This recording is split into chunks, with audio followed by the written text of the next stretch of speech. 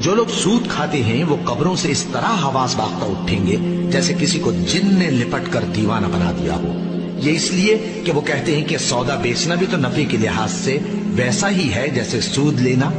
حالانکہ سودے کو اللہ نے حلال کیا ہے اور سود کو حرام۔ تو جس شخص کے پاس اللہ کی نصیحت پہنچی اور وہ سود لینے سے باز آ گیا تو جو پہلے ہو چکا وہ اس کا، اور قیامت میں اس کا معاملہ اللہ کے سپرد۔ اور جو پھر لینے لگا تو ایسے لوگ دوزخی ہیں کہ ہمیشہ دوزخ میں جلتے رہیں گے۔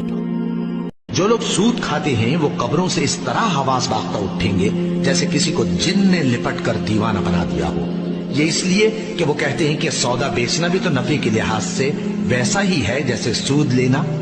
حالانکہ سودے کو اللہ نے حلال کیا ہے اور سود کو حرام۔ تو جس شخص کے پاس اللہ کی نصیحت پہنچی اور وہ سود لینے سے باز آ گیا تو جو پہلے ہو چکا وہ اس کا، اور قیامت میں اس کا معاملہ اللہ کے سپرد۔ اور جو پھر لینے لگا تو ایسے لوگ دوزخی ہیں کہ ہمیشہ دوزخ میں جلتے رہیں گے۔